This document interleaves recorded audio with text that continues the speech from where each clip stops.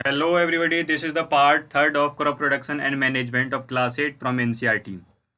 इससे पहले वाले वीडियो में हमने डिस्कस किया था कुछ एग्रीकल्चरल प्रैक्टिसेस, जैसे मैंने आपको बताया था preparation of soil and sowing के बारे में। इस वीडियो के माध्यम से हम सीखेंगे बाकी हमारी जो बची हुई एग्रीकल्चर प्रैक्टिसेस हैं उन सभी को डिस्कस करने वाले हैं। First let me introduce, my name is Sachin Kumar and welcome to your YouTube channel on Tool Brains. Now let start the chapter. तो देखिए ये है हमारा टॉपिक है एडिंग मैन्योर एंड फर्टिलाइजर्स। तो देखिए क्या होता है, ये मैन्योर एंड फर्टिलाइजर्स क्या होते हैं। जैसे ये हमारे क्या होते हैं, एक सब्सटेंस होते हैं, ठीक है। ये क्या होते हैं, सब्सटेंस होते हैं। जब इन्हें सॉइल के अंदर ऐड किया जाता है, जब इन्हें सॉइल के अंदर ऐड किया जाता है न्यूट्रिएंट्स की फॉर्म में, न्यूट्रिएंट्स की फॉर्म में जब इन्हें सॉइल के अंदर ऐड किया जाता है तो जिससे क्या हो सकती है, प्लांट्स की हेल्दी ग्रोथ हो सकती है, ठीक है। इन न्यूट्रिएंट्स की वजह से प्लांट्स की हेल्दी ग्रोथ हो सकती है, हेल्दी ग्रोथ हो सकती है। इन्हीं को कहा जाता है मैन्योर एंड फर्टिलाइजर्स, ठीक है। एक बार मैं फिर से बता देता हूँ, जब यानी कि सब्सटेंस को सॉइल के अंदर ऐड किया जाता है न्यूट्रिएंट्स की फॉर्म में, ठीक है, जिससे कि प्लांट की हेल्दी ग्रोथ हो सके, इसी को बोला जाता है मैन्योर, मैन्योर एंड फर्टिलाइजर्स कहा जाता है, मैन्योर एंड फर्टिलाइजर्स कहा जाता है। अब देखिए यहाँ पर ये जो मैन्योर और फर्टिलाइजर्स को सॉइल में क्यों ऐड किया जाता है, मैन्योर एंड फर्टिलाइजर्स को सॉइल के अंदर क्यों ऐड किया जाता है।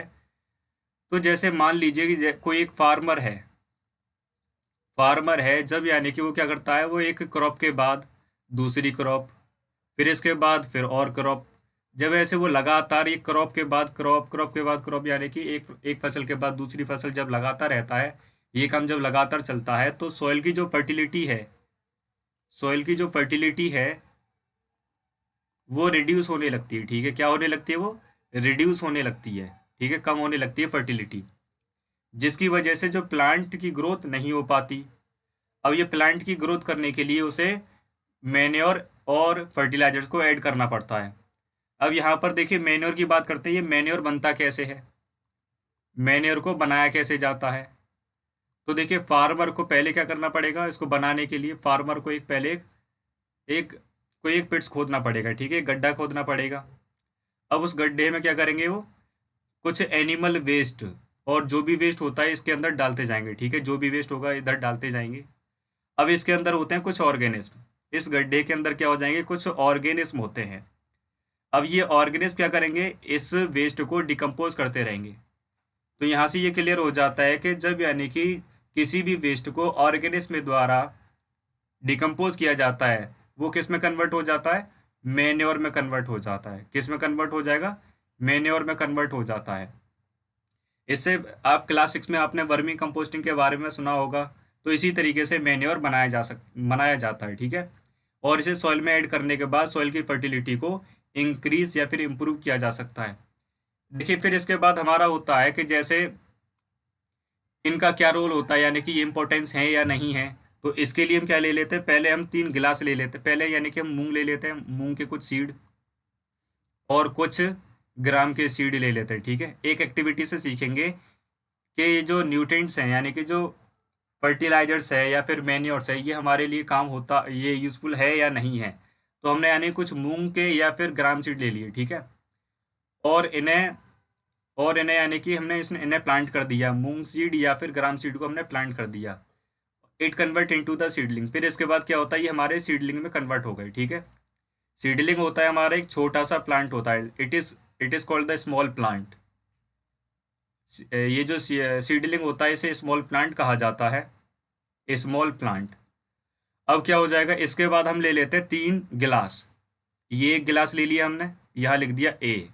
इसके बाद एक और गिलास ले लिया हमने और यहाँ लिख दिया बी।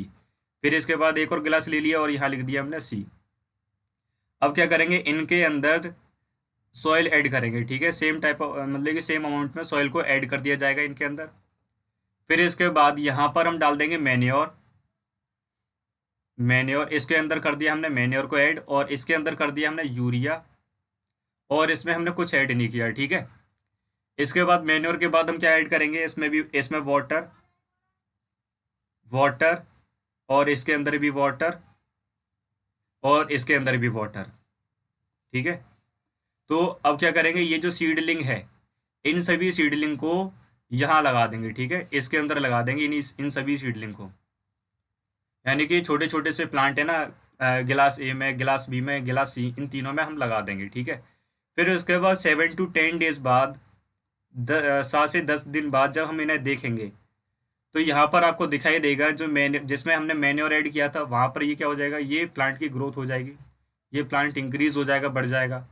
इसके बाद जहाँ पर हमने यूरिया ऐड किया था वहाँ पर भी क्या हो जाएगा, ये हमारी ग्रोथ हो जाएगी प्लांट्स की। ठीक है, लेकिन जो सी था जिसमें हमने कुछ भी ऐड नहीं किया, यहाँ पर प्लांट की ग्रोथ नहीं हो पाएगी, जितना था उतना ही रहेगा। ठीक है, तो ये था हमारा फर्टिलाइजर्स, मैन्योर एंड फर्टिलाइजर्स के बारे में, किस तरीके से हमारे लिए हेल्पफुल होते हैं प्लांट्स के लिए, क्योंकि ये क्या करेंगे, ये न्यूट्रिएंट्स प्रोवाइड कराते हैं। अब देखिए यहाँ पर, अब मैं फर्टिलाइजर्स के बारे में बता देता हूँ। फर्टिलाइजर्स के बारे में अभी आपने पढ़ लिया, यानी कि जो मैन्योर है वो किस तरीके से बनता है। अब देखते हैं फर्टिलाइजर्स के बारे में। ये फर्टिलाइजर्स जो है कैसे बनता है फर्टिलाइजर्स, तो देखिए फर्टिलाइजर्स हमारा क्या होता है, ये केमिकल सब्सटेंस होता है। It is a chemical substance, chemical substance होता है, और इसको फैक्ट्रीज में बनाया जाता है। ठीक है, इसको फैक्ट्रीज में बनाया जाता है। ये क्या होता है, फर्टिलाइजर्स हमारा केमिकल सब्सटेंस होता है और इसे फैक्ट्री में बनाया जाता है। और इसके अंदर भी क्या होते हैं, न्यूट्रिएंट्स होते हैं, न्यूट्रिएंट्स होते हैं जिससे प्लांट की हेल्दी ग्रोथ हो सकती है। ठीक है, प्लांट की हेल्दी ग्रोथ हो सकती है। तो ये फर्टिलाइजर्स के कौन कौन से एग्जांपल है, तो फर्टिलाइजर्स के एग्जांपल हो जाएगा हमारा ये यूरिया हो जाएगा, यूरिया हो जाएगा, और अमोनियम सल्फेट हो जाएगा, अमोनियम सल्फेट, क्या हो जाएगा, अमोनियम सल्फेट। ठीक है, अमोनियम सल्फेट हो जाएगा। और भी हमारे एग्जांपल हैं, सुपर सल्फेट हो जाएगा। ठीक है, सॉरी सुपर पोटास, और क्या हो जाएगा, सुपर पोटास। और देखिए और भी हमारे फर्टिलाइजर्स, और हमारा कौन सा हो जाएगा, एनपीके, एनपीके ये भी हमारा एक फर्टिलाइजर्स है। ये है नाइट्रोजन, एनपीके मीन्स हो जाएगा नाइट्रोजन, फास्फोरस, फास्फोरस, और इसके बाद हो जाएगा हमारा पोटेशियम। ठीक है, तो दीज आर द फर्टिलाइजर्स। अच्छा, फर्टिलाइजर्स के बारे में एक बार और बता देता हूँ। ये हमारे केमिकल सब्सटेंस होते हैं, इन्हें फैक्ट्रीज में बनाया जाता है, और ये भी प्लांट्स को न्यूट्रिएंट्स प्रोवाइड कराते हैं। ठीक है, और कुछ एग्जांपल है हमारे फर्टिलाइजर्स के, वो है urea, ammonium sulphate, super potash और NPK. These are the example of fertilisers. अब देखिए हमने मैन्योर का इस्तेमाल कर लिया प्लांट्स की ग्रोथ के लिए। ठीक है, या फिर सॉइल की फर्टिलिटी को इंक्रीज करने के लिए हमने फर्टिलाइजर्स का भी इस्तेमाल कर लिया, सॉइल की फर्टिलिटी को इंक्रीज करने के लिए। अब इसके अलावा देखिए हमारे पास कुछ और मेथड होते हैं, इसके अलावा हमारे पास कुछ और मेथड होते हैं जिससे सॉइल की फर्टिलिटी को इंक्रीज किया जा सकता है। तो देखिए वो है हमारा nitrogen fixation. Nitrogen, nitrogen fixation क्या होता है, ये नाइट्रोजन फिक्सेशन, नाइट्रोजन फिक्सेशन में नाइट्रोजन को, नाइट्रोजन को एटमॉस्फेयर से, एटमॉस्फेयर से सॉइल के अंदर ऐड किया जाता है। ठीक है, नाइट्रोजन को एटमॉस्फेयर से सॉइल के अंदर ऐड किया जाता है, और ये नाइट्रोजन ऐड करने के लिए कुछ हमारे पास ऑर्गेनिज्म होते हैं, कुछ ऑर्गेनिज्म होते हैं जो इस नाइट्रोजन को एटमॉस्फेयर से सॉइल में ऐड कर देते हैं। कैसे करेंगे, ये डायरेक्टली एटमॉस्फेयर से क्या लेंगे, ये नाइट्रोजन को ले लेंगे। फिर इसके बाद इनका जो वेस्ट होता है, इनका जो वेस्ट होता है उसे हम क्या बोलेंगे, नाइट्रोजनस कंपाउंड, नाइट्रोजनस कंपाउंड कहते हैं। ठीक है, नाइट्रोजनस कंपाउंड। और यही नाइट्रोजनस कंपाउंड जब सॉइल में ऐड हो जाता है तो इससे क्या हो जाएगा, सॉइल की फर्टिलिटी इंक्रीज हो जाती है। अब नाइट्रोजन फिक्सेशन करने के लिए हमारे पास दो मेथड होते हैं। एक हो जाएगा क्रॉप रोटेशन, क्रॉप रोटेशन, और दूसरा हमारा क्या हो जाएगा, मिक्स्ड क्रॉपिंग, मिक्स्ड क्रॉपिंग। अब देखिए क्या होता है crop rotation and mixed cropping. तो क्रॉप रोटेशन में तो जब यानी कि एक साल के लिए नॉन नॉन लेगुमिनस प्लांट्स लगा दिए जाते हैं, नॉन लेगुमिनस प्लांट्स को लगा दिया जाता है, ठीक है। इसके बाद अगले साल लेगुमिनस प्लांट्स लगा दिए जाते हैं, लेगुमिनस प्लांट्स लगा दिए जाते हैं। तो बता दो ये लेगुमिनस और नॉन लेगुमिनस क्या होता है। ये जो फलियां जो होती हैं ना, फलियां, वो प्लांट्स होते हैं लेगुमिनस प्लांट्स, जो फलियां होती हैं। अब इन्हें लगाया क्यों जाता है, क्योंकि इनकी रूट के नोड्यूल्स में, इनके रूट के नोड्यूल्स में इनके रूट के नोड्यूल्स में कुछ बैक्टीरिया पाए जाते हैं, ठीक है, बैक्टीरिया पाए जाते हैं। और वो बैक्टीरिया का नाम होता है राइजोबियम बैक्टीरिया, राइजोबियम बैक्टीरिया होते हैं वो, ठीक है, राइजोबियम बैक्टीरिया।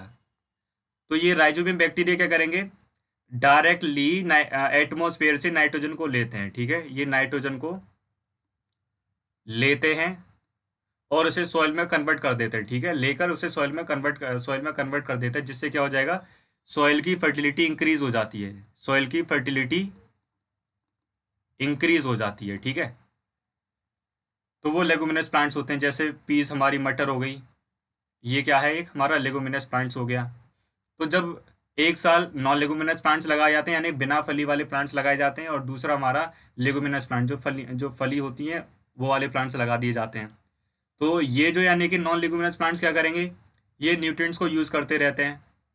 क्या करेंगे ये न्यूट्रिएंट्स को सॉइल के न्यूट्रिएंट्स को यूज़ करते रहते हैं। और इसके बाद जो लेगुमिनेट्स होते हैं ये सॉइल की फर्टिलिटी या फिर न्यूट्रिएंट्स को ऐड करते रहते हैं सॉइल में, ठीक है। तो एक कम करता है, एक साल यानी कि एक कम कर देगा, और उसके बाद हम लेगुमिनस प्लांट्स लगाकर न्यूट्रिएंट्स को कंप्लीट कर सकते हैं, यानी कि उसमें जो फर्टिलिटी की कमी होती है उसे पूरा कर सकते हैं हम लेगुमिनस प्लांट्स को लगाकर। तो ये हमारा दूसरा मेथड था, वो पहला मेथड हो गया क्रॉप रोटेशन, जिससे यानी कि सॉइल की फर्टिलिटी को इंक्रीज किया जा सकता है। इसके बाद देखिए हमारा है मिक्स्ड क्रॉपिंग। क्या होता है ये मिक्स्ड क्रॉपिंग और किस तरीके से ये सॉइल की फर्टिलिटी को इंक्रीज कर सकता है। तो देखिए एक ही फील्ड में, यानी कि सेम फील्ड में, इसी फील्ड के अंदर हम लेगुमिनस प्लांट्स और नॉन लेगुमिनस प्लांट जब एक साथ लगा दिए जाते हैं, leguminous leguminous and non leguminous plant, non leguminous plants जब एक साथ लगा दिए जाते हैं इस सेम फील्ड में, ठीक है, उसे कहा जाता है मिक्स्ड क्रॉपिंग। क्या बोलेंगे उसे, मिक्स्ड क्रॉपिंग। जिससे क्या हो जाएगा, जो नॉन लेगुमिनस प्लांट्स हैं ये तो सॉइल से न्यूट्रिएंट्स लेते रहेंगे, ठीक है, सॉइल से न्यूट्रिएंट्स लेते रहेंगे, और एक जो है लेगुमिनस प्लांट है ये सॉइल की फर्टिलिटी को इंक्रीज करते रहेंगे। तो इससे क्या हो जाएगा, एक तरफ तो कम हो रही है न्यूट्रिएंट्स और एक तरफ से क्या हो रही है, यानी कि उसकी कमी को पूरा कर रही है, ठीक है। तो ये होता है हमारा मिक्स्ड क्रॉपिंग। तो these are the different method to increase the fertility of the soil. तो ये भी हमारे पास अलग मेथड है जिससे फर्टिलिटी बढ़ाई जा सकती है सॉइल की, ठीक है। अब देखिए इसके बाद होता है हमारा कि हम पहले फर्टिलाइजर्स और मैन्योर, यानी कि अगर हम मैन्योर लगाएं या फर्टिलाइजर्स लगाएं, ठीक है, जो फील्ड में जो हम फसल लगाते हैं तो फसल हमारी अच्छी ग्रोथ, यानी कि हमारी फसल की अच्छी ग्रोथ किससे होगी, फर्टिलाइजर से या फिर मैन्योर से। तो पहले इन दोनों के बारे में अच्छे से क्लियर इनका डिफरेंस पता कर लेते हैं। जो फर्टिलाइजर्स होते हैं वो मैन मेड होते हैं और ये इनऑर्गेनिक होते हैं, ठीक है, इनऑर्गेनिक सॉल्ट होता है ये, ठीक है, और इन्हें फैक्ट्रीज में बनाया जाता है, फैक्ट्रीज में इन्हें प्रिपेयर किया जाता है। और fertiliser does not provide any humus to the soil, और ये कोई भी ह्यूमस प्रोवाइड नहीं कराते सॉइल को, ठीक है, ह्यूमस प्रोवाइड नहीं कराते। जिससे क्या हो जाता है, जब ये ह्यूमस प्रोवाइड नहीं कराते तो जो जो सॉइल का टेक्सचर है वो बेकार हो जाता है, खराब हो जाता है, सॉइल का टेक्सचर खराब हो जाता है, ठीक है। लेकिन फर्टिलाइजर्स में क्या होता है, इसमें नाइट्रोजन, फास्फोरस और पोटेशियम की बहुत ज़्यादा मात्रा होती है, जिसकी वजह से क्या हो जाएगा, जो प्लांट्स हैं उनकी अच्छी ग्रोथ हो पाती है। लेकिन अगर इन्हें हम ज़्यादा ज़्यादा अमाउंट में यूज़ इस्तेमाल कर लेते हैं, ठीक है, अगर हम इसे एक्सेसिव अमाउंट में इस्तेमाल कर लिया जाता है फर्टिलाइजर से, तो क्या हो जाएगा, एक तो फसल खराब हो जाएगी, ठीक है, फसल खराब हो जाएगी, उसके बाद ये क्या हो जाएगा, वाटर पॉल्यूशन भी हो जाएगा, इसकी वजह से वाटर पॉल्यूशन हो जाएगा, और सॉइल पॉल्यूशन हो जाएगा इससे। तो इससे नुकसान भी हैं ये फिर, वाटर पॉल्यूशन, सॉइल पॉल्यूशन ये भी हो जाते हैं इसकी फर्टिलाइजर्स की वजह से। अब बात करते हैं फिर मैन्योर की। मैन्योर हमारा नेचुरल सब्सटेंस होता है और ये मैटर को डिकम्पोज बना करने के बाद बनाया जाता है, ठीक है। यानी कि जो वेस्ट होता है, जो भी वेस्ट होता है उसे डिकम्पोज करके, उसको डिकम्पोज करके बनाया जाता है मैन्योर। मैन्योर को फील्ड में प्रिपेयर किया जाता है, बनाया जाता है, और ये सॉइल को ह्यूमस भी प्रोवाइड करा सकता है, जो सॉइल के टेक्सचर को इम्प्रूव करती है, ठीक है। सॉइल का टेक्सचर जो इम्प्रूव हो जाता है, और बस इसमें यानी कि थोड़ा जो न्यूट्रिएंट्स होते हैं वो कम हो पाते हैं, पर लेकिन ये सॉइल को इम्प्रूव करता है और कोई भी नुकसान नहीं पहुंचाता है, ठीक है। और क्या क्या फ़ायदे हैं फिर इसके मैन्योर के? It enhance the water holding capacity of the soil. अगर हम मैन्योर लगाते हैं तो क्या हो जाएगा, वाटर होल्डिंग कैपेसिटी इंक्रीज हो जाएगी, बढ़ जाएगी सॉइल की, यानी कि वो वाटर को ज़्यादा होल्ड कर पाएगी सॉइल। और क्या हो जाएगा, it makes the soil porous due to which exchange of gases become easy. तो मैन्योर को ऐड करने की वजह से सॉइल पोरस हो जाती है, ठीक है। सॉइल पोरस हो जाती है यानी कि उसमें थोड़ा सा स्पेस हो जाता है, स्पेस हो जाता तो वो आसानी से गैस एक्सचेंज ऑफ गैसेस हो सकता है, ठीक है। गैसेस, जो गैसेस होती है वो एक्सचेंज हो सकती हैं। और इससे क्या हो जाएगा, ये it increase the number of friendly microbes. तो कई सारे यानी कि जो फ्रेंडली माइक्रोब्स होते हैं वो इंक्रीज हो जाते हैं मैन्योर को ऐड करने से, जिससे क्या होते हैं, वो फार्मर्स फ्रेंड होते हैं, ठीक है। और प्लांट की हेल्दी ग्रोथ के लिए भी यूजफुल होते हैं फ्रेंडली माइक्रोब्स। अभी मैंने बताया था यानी कि it improve the texture of the soil. इससे क्या हो जाएगा, सॉइल का टेक्सचर भी इम्प्रूव हो जाता है। तो ये थे हमारे मैन्योर और फर्टिलाइजर्स, क्या था इनका डिफरेंस, और सबसे बेस्ट क्या होता है सॉइल के लिए, ये मैंने आपको बता दिया। अब इसके बाद हम पढ़ेंगे, अब इसके बाद हम पढ़ने वाले हैं इसके अगली एग्रीकल्चर प्रैक्टिसेस। तो देखिए हमारी जो अगली एग्रीकल्चरल प्रैक्टिस है वो है इरिगेशन। तो देखिए यहाँ पर क्या होता है कि जितने भी लिविंग ऑर्गेनिज्म होते हैं, तो जितने भी लिविंग ऑर्गेनिज्म होते हैं, लिविंग ऑर्गेनिज्म, उन सभी को वाटर की आवश्यकता होती है, ठीक है। वाटर सभी के लिए ज़रूरी होता है, वाटर सभी के लिए ज़रूरी होता है लिविंग ऑर्गेनिज्म के लिए।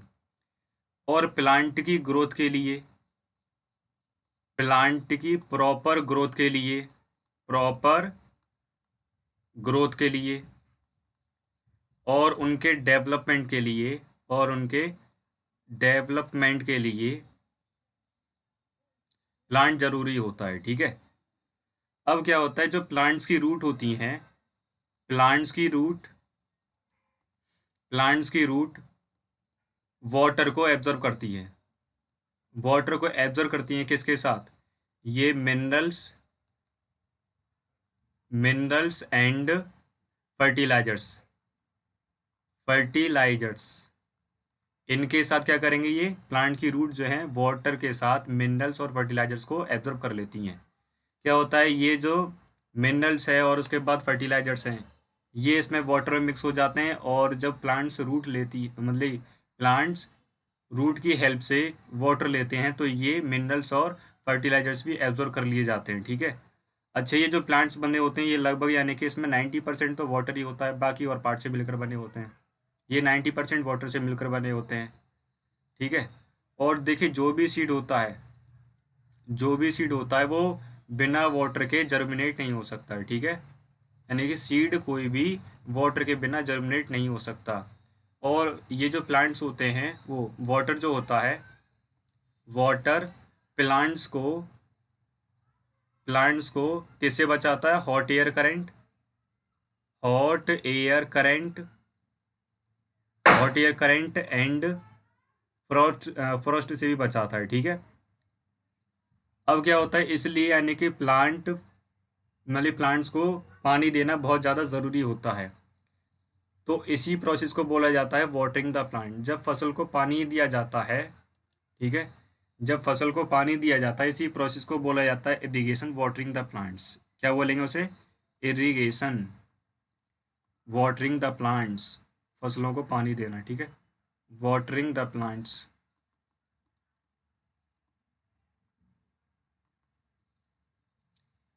तो देखिए ये जो जब पानी दिया जाता है तो फसल को अलग अलग टाइम पर अलग अलग फ्रीक्वेंसी में पानी दिया जाता है।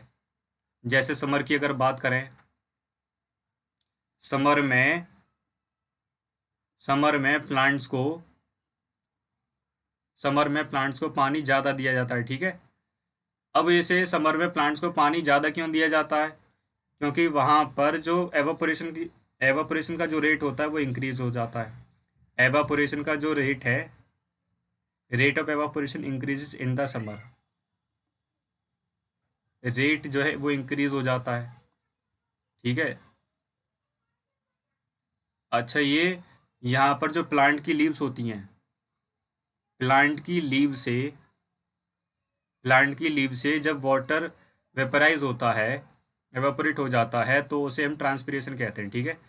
प्लांट की लीव से जब वाटर वेपराइज हो जाता है, उसे हम क्या बोलते हैं? ट्रांसपिरेशन कहते हैं। क्या बोलेंगे उसे? ट्रांसपिरेशन कहते हैं। अच्छा, जब फसल को पानी दिया जाता है तो उसके सोर्स ऑफ इरिगेशन क्या है? पानी देने के सोर्सेज क्या क्या हैं? तो देखिए, पानी कहाँ से दिया जाएगा? कुएं से, यानी कि कुआं है पानी का सोर्सेज। और उसके बाद ट्यूबवेल्स है, पॉन्ड्स हैं, लेक्स है, रिवर्स है, डैम्स हैं और कैनाल्स होते हैं। इन सभी से फसलों को पानी दिया जा सकता है। अब इससे यानी कि फसल से इन सभी से पानी निकालने के लिए हमें कुछ मेथड की आवश्यकता होती है। तो ये हमारे कुछ ट्रेडिशनल मेथड के बारे में डिस्कस करने वाले हैं कि यानी कि ट्रेडिशनल मेथड कौन कौन से, जिससे यानी कि पहले फसलों को पानी दिया जाता था।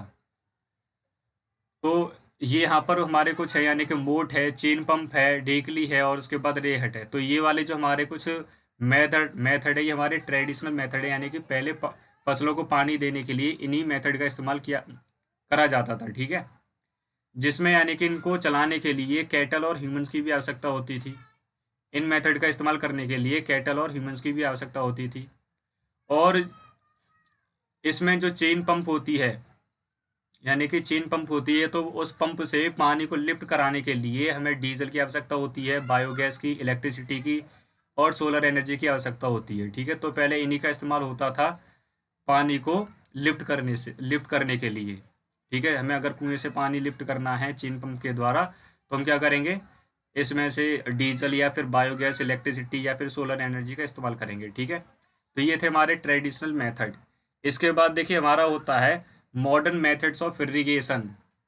तो अब जो हम इस्तेमाल करते हैं वो क्या है, और इससे क्या हो जाएगा? जो वाटर हम पहले ज़्यादा यूज़ करते थे, ठीक है, यहाँ से क्या हो जाएगा? वाटर को बचाया भी जा सकता है।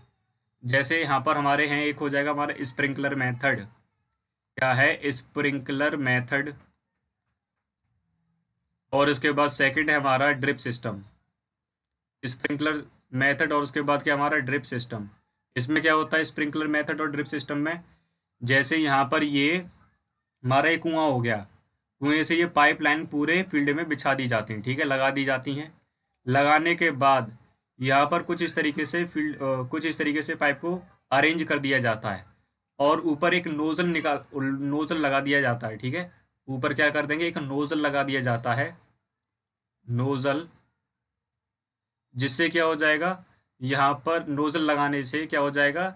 जो प्लांट्स है, प्लांट जो है फव्वारे की तरह से इसमें से पानी जो बाहर निकलता है और पौधों पर गिरता रहता है, जिससे यानी कि प्लांट्स को पानी मिलता रहता है, ठीक है। क्या बताया था? एक बार फिर से बता देता हूँ। इस तरीके की जो पाइपलाइन है वो पूरे फील्ड में बिछा दी जाती हैं और ज़मीन पर बिछाने के बाद एक हॉरिजॉन्टली पाइप भी लगाया जाता है, कुछ कुछ डिस्टेंस पर हॉरिजॉन्टली पाइप भी लगाया जाता है और उसके अपर पार्ट पर, यानी कि सबसे ऊपर वाले पार्ट पर एक नोजल लगा दिया जाता है और इस नोजल से जो वाटर है वो फव्वारे की तरह बाहर निकलता है, ठीक है। इसके बाद होता है हमारा ड्रिप सिस्टम। इसमें भी सेम कंडीशन यही होती है। यहाँ पर भी क्या होगा?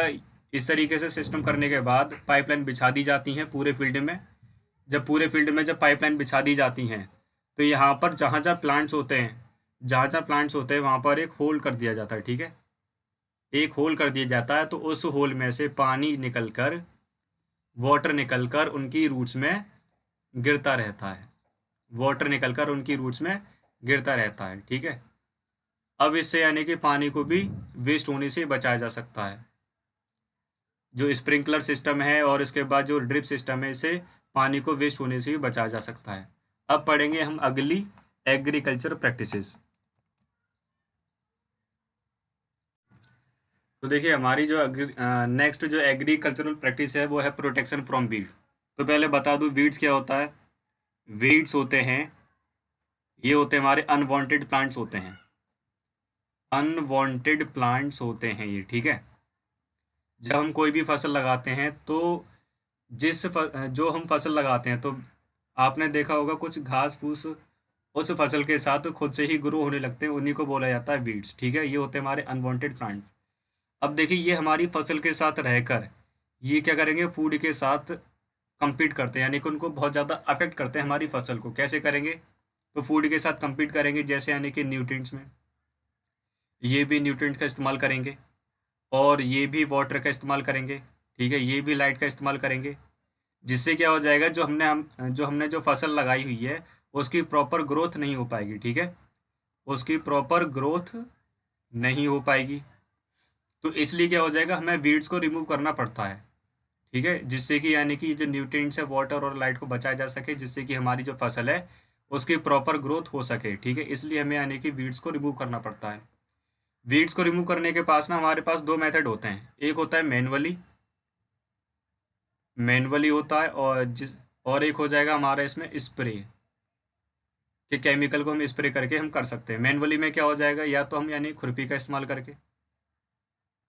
इस्तेमाल करके ना हम ये वीड्स को रिमूव कर सकते हैं, निकाल सकते हैं। और उसके बाद क्या हो जाएगा, स्प्रे, यानी कुछ केमिकल्स को अगर हम स्प्रे कर देते हैं, कुछ केमिकल्स को जब हम स्प्रे कर देते हैं फील्ड में, उससे भी क्या हो जाएगा, जो वीड्स हैं उसे ख़त्म किया जा सकता है। अब स्प्रे में यानी कि जो स्प्रे होता है इन्हें ख़त्म करने के लिए उसे वीडीसाइड कहते हैं। क्या बोलेंगे, वीडीसाइड्स। जो हमारा कॉमन जो वीडीसाइड है जो हम इस्तेमाल करते हैं वो क्या हो जाएगा, 2,4-D। 2,4-D it is a weedicide. और इसको क्या करेंगे, पहले वाटर में डिज़ोल्व किया जाता है, इसको वाटर में डिज़ोल्व किया जाता है, और इस वाटर को फिर प्लांट्स पर, ये जो वीड्स होते हैं उन पर स्प्रे किया जाता है, जिससे क्या हो जाएगा, जो अनवांटेड प्लांट्स होते हैं, वीड्स होते हैं, वो ख़त्म हो जाते हैं। अब क्या होता है, देखिए ये जो वीड्स होता है, वीडीसाइड जो होता है, ये हमारे लिए ये जो वीडीसाइड होता है ये पॉइजनस होता है, तो इसलिए यानी कि बहुत केयरफुली हमें ये मतलब केयरफुली हमें ये लगाना पड़ता है, स्प्रे करना पड़ता है। तो इसके लिए आप कवर कर सकते हो, यानी कि अपने नोज़ और माउथ को कवर करके वीडीसाइड को स्प्रे कर सकते हो, ठीक है। अब देखिए यहाँ पर ये जो वीडीसाइड है, ये था हमारा वीडीसाइड के बारे में। हमारा अगला टॉपिक होता है हार्वेस्टिंग। देखिए जब फसल पक जाती है, फसल पकने के बाद हमें यानी काटना पड़ता है, ठीक है। फसल को हमें काटना पड़ता है, तो उसी प्रोसेस को क्या बोलेंगे, हार्वेस्टिंग कहते हैं, ठीक है। और हार्वेस्टिंग करने के लिए ये भी हमारे दो मेथड से हो जाएगा। एक तो हो जाएगा मैनुअली, और उसके बाद एक हम मशीन का इस्तेमाल करके कर सकते हैं, ठीक है। मैनुअली एंड मशीन का इस्तेमाल करके कर सकते हैं। अब मैनुअली में हम क्या कर सकते हैं, सिकल का इस्तेमाल कर लेंगे, सिकल से फसल को काटा जा सकता है। और एक क्या हो जाएगा, एक हो जाएगा हमारा मशीन होती है जिसे हम कंबाइन कहेंगे, क्या बोलते हैं इसे, कंबाइन कहते हैं। इस मशीन से भी क्या हार्वेस्टिंग की जा सकती है। अब जब हम हार्वेस्टिंग कर लेते हैं तो हमें हार्वेस्टिंग करने के बाद ग्रेन्स को अलग करना पड़ता है, ठीक है।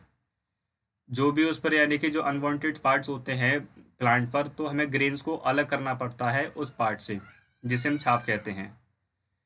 जब हम ग्रेन को छाप से अलग करते हैं, इस प्रोसेस को थ्रेसिंग कहा जाता है, और ये कैसे कंप्लीट होती है, तो ऐसे कई सारे हम क्या कर लेंगे, कई सारे यानी कि जो प्लांट्स होते हैं या फसल जो होती है वो इस तरीके से रख लेंगे। इसके बाद हम क्या करेंगे, यहाँ पर एक मतलब कई सारे लोग एक डंडे से क्या करेंगे, डंडे से इस फसल को पीटा जाएगा, ठीक है। इसे बार बार बीट किया जाएगा, जिससे क्या हो जाएगा, जो ग्रेन्स है वो नीचे गिर जाएंगे, ठीक है। जो ग्रेन्स है वो नीचे सेपरेट हो जाएंगे ये वाले पार्ट से। अब जैसे ये सेपरेट हो जाते हैं तो इसमें भी क्या होता है, देखिए ये जो सेपरेट हुए इसमें भी क्या होता है, कुछ हस्क यानी कि भूसा होता है, ठीक है। क्या मिला होता है इसमें, हस्क होता है, या फिर जो छाप होता है वो इसमें मिक्स हो जाता है, ठीक है, टूट कर इसमें मिक्स हो जाता है। अब हमें यानी कि हस्क या छाप से हमें ये इस ग्रेन्स को अलग करना है, तो उसके लिए हमारी एक प्रोसेस होती है, विनोइंग प्रोसेस। तो विनोइंग प्रोसेस में क्या होता है, विनोइंग प्रोसेस में विंड के थ्रू यानी कि हवा हवा के थ्रू जो यानी कि ये ग्रेन्स को अलग किया जाता है। तो हम क्या करेंगे, एक किसी बर्तन में हम इन्हें मतलब ये वाले जो वीड्स हैं, वो जो ग्रेन्स हैं, ये वाले ग्रेन्स को हम इस वेसल्स में या फिर इस बर्तन में रख लेंगे। ठीक है, रखने के बाद क्या करेंगे, इसे हवा के सामने हम ऊपर से फेंकेंगे।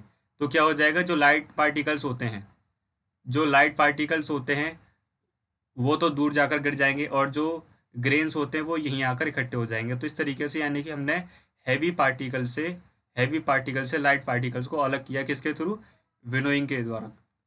ठीक है, और यहाँ पर क्या होता है, देखिए ये थ्रेसिंग करने के लिए हमारे पास एक मशीन होती है कंबाइन। ठीक है, कंबाइन क्या करती है, ये हार्वेस्टर यानी कि फसल को काटने का काम भी करती है और उसके बाद थ्रेसिंग करने का भी काम करती है। ठीक है, यानी कि जो कंबाइन मशीन है ये हार्वेस्टिंग करने का भी काम करेगी और थ्रेसिंग करने का भी काम करेगी। थ्रेसिंग करने के बाद हमें विनोइंग करना पड़ता है। अच्छा, जब फसल पक जाती है, फसल पकने के बाद जैसी ही फसल पक जाती है तो जो फार्मर्स होते हैं उन्होंने यानी कि साल भर जब मेहनत की होती है, यानी या 3-4 महीने जब मेहनत की होती है, तो इन्हें जब फसल एकदम हरी भरी जब दिखाई देती है, फसल जब पक जाती है, जब काटने की बारी आती है, तो ये बहुत ज़्यादा खुश होते हैं उस फसल को देखकर। और जब यानी कि ये खुश होते हैं तो उस खुश में क्या, उसी खुशी के साथ क्या करते हैं, ये फेस्टिवल त्यौहार बनाते हैं। तो वो कौन कौन से त्यौहार हैं जो यानी कि फार्मर्स के द्वारा बनाए जाते हैं, वो है पोंगल मनाया जाता है। ठीक है, बैसाखी बनाया जाता है, ये अलग अलग स्टेट में बनाए जाते हैं। होली बनाया जाता है, दिवाली मनाई जाती है, और इसके बाद नामन्य और बिहू। तो ये सभी हमारे क्या हैं, ये हार्वेस्ट फेस्टिवल होते हैं। ठीक है, क्या होते हैं, ये हार्वेस्ट फेस्टिवल होते हैं। जब फसल पक जाती है तो उसकी खुशी के कारण ये सारे फेस्टिवल को मनाया जाता है। हम अगला पढ़ेंगे अब स्टोरेज के बारे में, हमारी अगली एग्रीकल्चर प्रैक्टिसेस।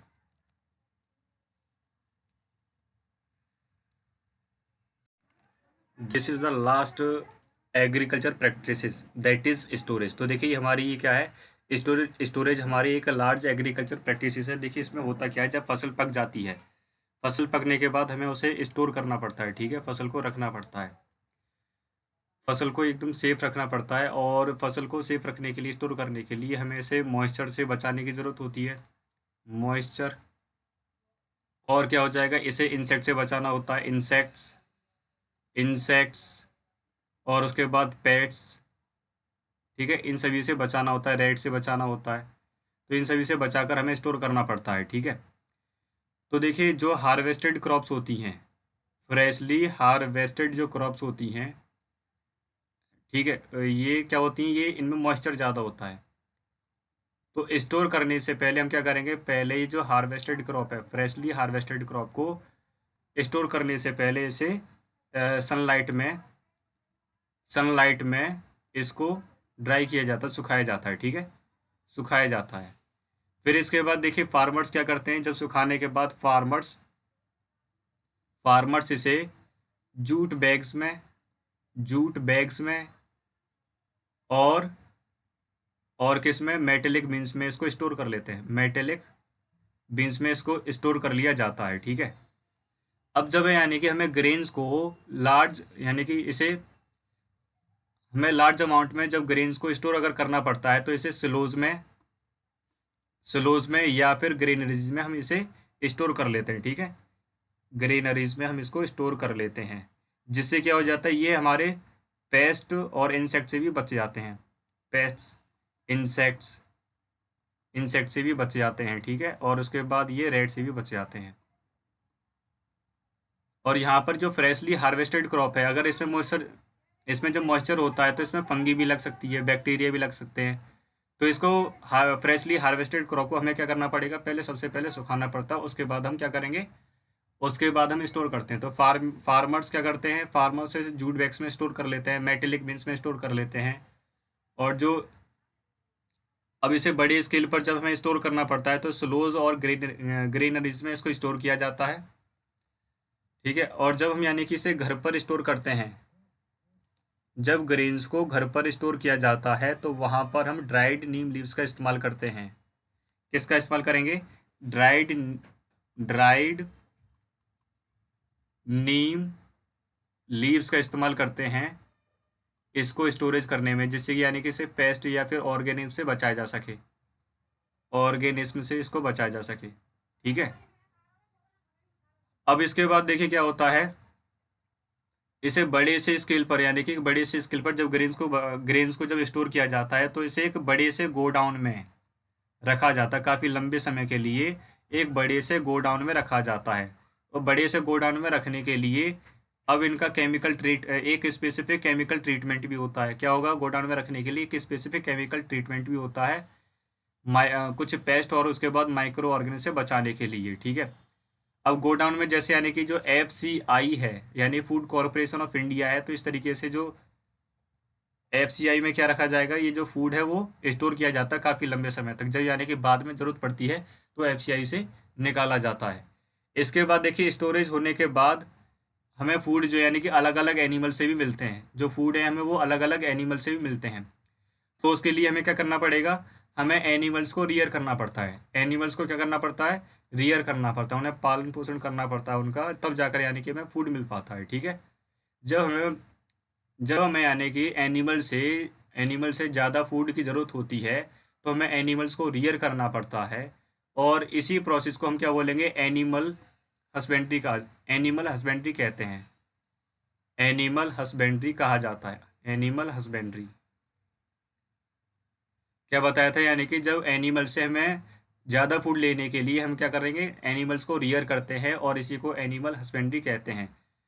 जैसे अगर हमें मिल्क लेना है तो हमें यानी कि काओ, बफेलो, सी गोट, सी कैमल, इनसे हमें दूध मिलता है, और जो एनिमल दूध देते हैं उन्हें मिल्च एनिमल कहते हैं, MILCH, मिल्च एनिमल। और इसके बाद जैसे यानी कि जो जिससे हमें एग मिलता है, वो हमारी क्या हो जाएगी, हैन मुर्गी हो जाएगी। ठीक है, हमें फ़िश मिल जाती हैं, फ़िश से यानी कि हमें विटामिन डी यानी कि अगर हमें विटामिन डी या फिर कॉड लिवर ऑयल चाहिए तो हमें फ़िश की आवश्यकता होती है, फ़िश की ज़रूरत पड़ती है। ठीक है, अच्छा देखिए, हैन से हमें यानी कि दो चीज़ें मिल जाती हैं, इसका हमें मीट भी मिल जाता है, और इसके हमें अंडे भी मिल जाते हैं, एग भी मिल जाता है, तो इसे पोल्ट्री एनिमल्स कहते हैं। तो जो हैन है वो क्या है, पोल्ट्री एनिमल कहा जाएगा उसको। ठीक है, पोल्ट्री एनिमल, जिससे हमें मीट और एग दोनों मिल जाते हैं, that is the poultry animal. तो हैन क्या है, हमारी पोल्ट्री एनिमल हो जाएगी। इसके बाद देखिए मैंने अभी क्या बताया था, हमें विटामिन डी या फिर कॉड लिवर ऑयल अगर हमें ज़रूरत पड़ती है तो हमें फ़िश को रियर करना पड़ता है। तो फ़िश की जो रियरिंग करते हैं,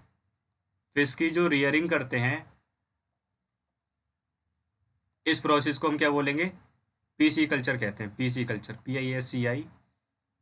PISCICULTURE, इनको PC कल्चर कहा जाता है। तो हमें इससे क्या है, फिश से एक अच्छी हेल्थ हो पाती है, अच्छी हेल्थ बन पाती है, और इससे हमें कॉड लिवर ऑयल मिल जाएगा। क्या मिलेगा इससे, कॉड लिवर ऑयल मिलता है फिश से। और फिश में यानी कि फिश में क्या होता है, इस जिसके अंदर क्या होता है, विटामिन डी की मात्रा ज़्यादा होती है, विटामिन डी की मात्रा ज़्यादा होती है। ठीक है, तो ये थे हमारे सारी एग्रीकल्चर प्रैक्टिसेस जिसमें हमने अलग अलग डिस्कस की है। ठीक है ना, I hope you have cleared all the doubts from this topic or chapters.